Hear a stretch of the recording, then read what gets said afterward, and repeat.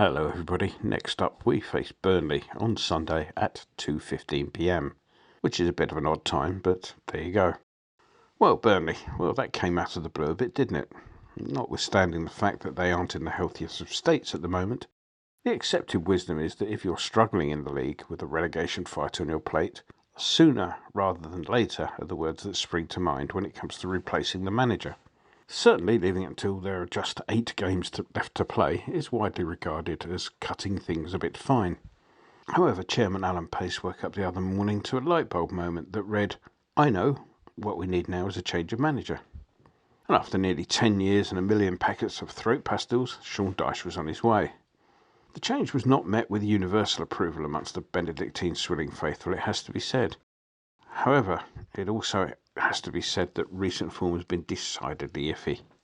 At present, under-23 coach Michael Jackson, who understandably would rather be known as Mike, is in charge of team selection, so at least he'll have the boogie to blame if they go down.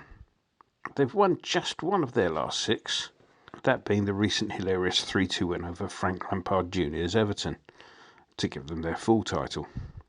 Apart from that, it's been defeats all the way, at home to Leicester, Chelsea and Man City, and away at Brentford and a camel's back-breaking 2-0 defeat at Norwich last time out.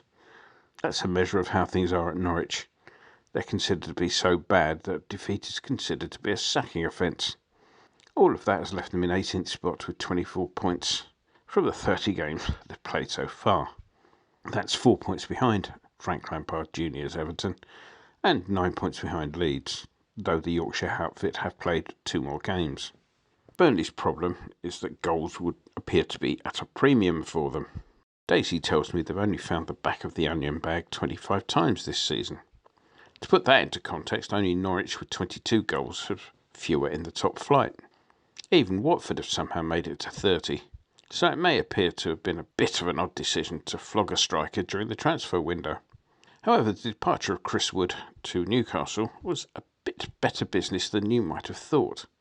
He's not been the most prolific this season, either in Lancashire or on Tyneside, and the sale was contingent on the Magpies meeting a £25 million release clause in the player's contract. So Burnley got rid of someone who was hardly contributing to the goals for column and brought in funds with which to bring in someone with a bit more about them up front. Well, that was the plan anyway. Wout Weghorst arrived in from Wolfsburg.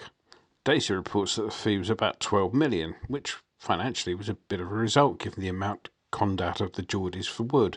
Fortunately for the Clarets, Weghorst hasn't exactly hit the ground running, having notched just the once in the 12 games he's played since arriving, that being their first in the 3-0 win over Brighton back in February. Weghorst, who operates as a traditional target man, has 2 international goals from the 12 Dutch cap he's earned so far. Weghorst was the only arrival during the winter window. The speed with which the deal was concluded suggests there was something prearranged hiding behind the scenes. The remaining £13 million worth of petrodollars they got from Newcastle may well be earning interest somewhere, but now they're relying on the likes of Jay Rodriguez, who's got 7 in 30 across all competitions, and Maxwell Cornet, 7 in 22, to find the back of the net. It is surely to the club's eternal shame that Cornet still hasn't been given the number 99 shirt. Relegation's too good for them, I say. So let's move on, shall we, to the wild and wacky world of association football. And hackett of the season so far, Felix Vea was on 4th official duties in the end for the Atletico Madrid vs Man City, which, given the complete shambles that ensued at the end of that game, was probably just as well. The Spaniards completely lost the plot as time ran out on them, with headbutts, hair-pulling and tunnel brawls all taking place. Still, it was no Battle of Santiago, however disgusted the commentary team may have been at the time. Sadly, some of the City supporters made it back in time to attend the FA Cup semi-final, where they elected to chant their way through the Hillsborough commemoration. You can't buy class, as they say. Let's move on to us. And I'm less than unhappy at the events of Thursday night, or over the moon to put it another way. After weathering the early skirmishes, once we'd gone ahead, that was just about it from the hosts, who were made to regret that tweet to the effect that, despite having failed to beat us with 11 men and the assistance of a bent referee, the second leg would be a foregone conclusion. quite apart from how great it was from our perspective anyway, the way in which Lyon had conducted themselves both on and off the pitch over the tie meant that the win just tasted just that little bit more sweet. You might also recall me pointing out the precedent from 1976 where we were 4-0 down at Den Haag at one point, thanks to a bent German referee, only to pull back a couple of goals and to qualify for a semi-final against Eintracht Frankfurt. If you don't recall that, I may mention it on more than one occasion. The Germans, for their part, held their nerve after going 3-0 up to dispose of Barcelona despite a late rally from the Catalans. So the Germans will be no mugs, obviously. On the injury front, Craig Ballon Dawson spent much of the match with cotton wool up his nose, having put his face on the line yet again in another magnificent display from the defender. Just the sort of player Watford, for example, might make use of. One may recall their Muppet support celebrating his departure.